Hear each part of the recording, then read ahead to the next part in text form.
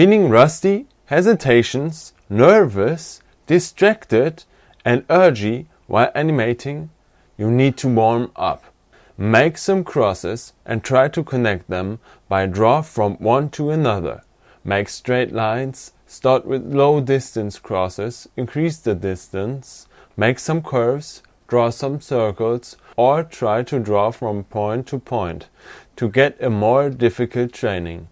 If that's too boring, repetitive and technical, and sure it is, just do some sketches, illustrate something.